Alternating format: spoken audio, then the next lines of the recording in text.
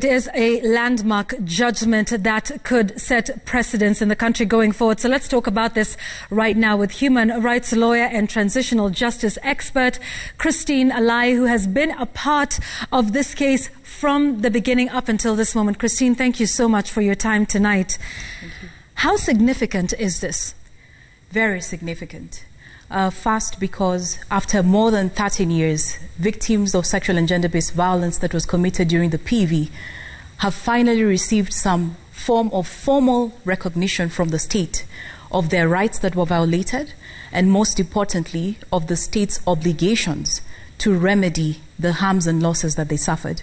But secondly, it is significant because it affirms the courage of these 8 victims who courageously came forward with the support of numerous other victims from across the country to challenge impunity for violations and crimes that were committed during the post-election violence, and particularly SGBV crimes that have been overlooked over the years, have been silenced and have been neglected. And obviously, on this day, when we mark the climax of the 16 days of activism, and as we celebrate and commemorate the International Human Rights Day, nothing could be more rewarding to these category of victims and survivors in Kenya. Beyond, the monetary compensation, what more do you hope, would be the consequence of the judgment today? Because there was an indictment on the investigating authorities that they didn't do their job right. So what more do you hope beyond monetary compensation?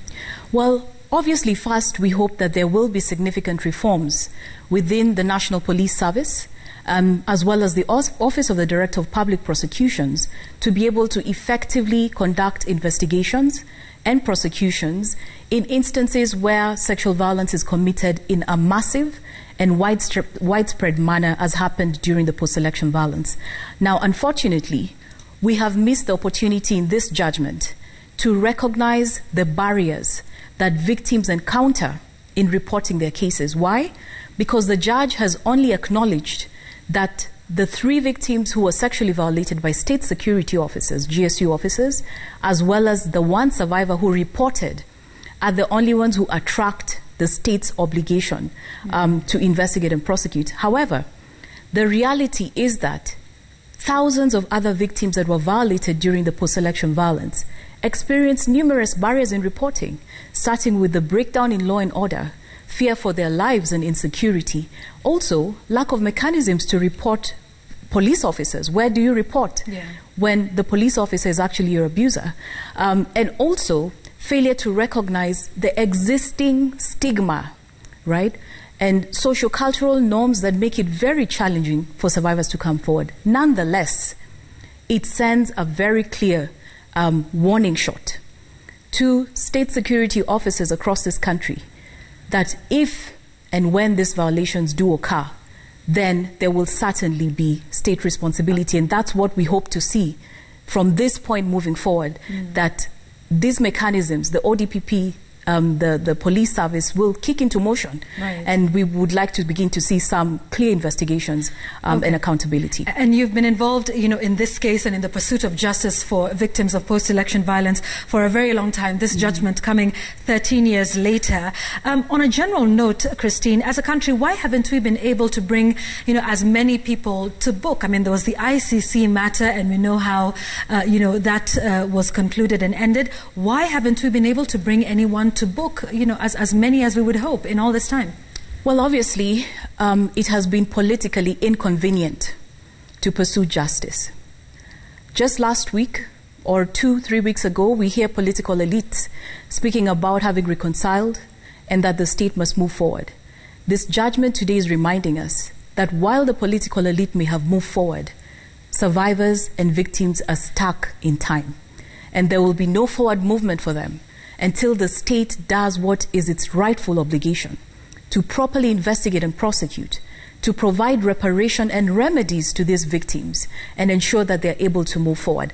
But obviously, the failure to have the political commitment meant that we also refused to acknowledge that justice for victims following crisis such as post-election violence is not just about the victim who has directly perpetrated the crime. It's also about the other levels of responsibility. Who was responsible for organizing those attacks? who was responsible for financing those attacks, who made it possible but the for the DCI direct now attackers. is saying that they're, taking a look at it, and with everybody, perhaps being concerned about 2022. What's your take on now the DCI saying they're going to take a look at some of the cases, so they wouldn't revisit those that had already been concluded by the courts, but that they're looking into it now? What's your response to that? Are you convinced that, that's a step in the right direction, considering the political furore that caused? Well, if we put the politics aside for a moment, Yvonne, this ought to have been done years ago. We're way too late. But the question is, as a country, are we willing to put the politics aside? Because the truth is, which victims have gotten justice? None. And that is why this decision stands as a landmark decision, not just in Kenya, but world over. Because we're saying where there are violations, somebody must be held accountable. Okay. And so it is time. We could postpone it for as long as it's politically inconvenient. Yes. But the reality is, the longer we postpone it, the more we expose our country to future cycles of electoral-related violence. Indeed, that's a good place to leave it. Christine Alai, thank you very much. Congratulations to you and the entire team for 13 years of some hard work, and we hope there will be justice, not just for those in the case, but indeed for all who were violated during the post-election violence of 2007-2008.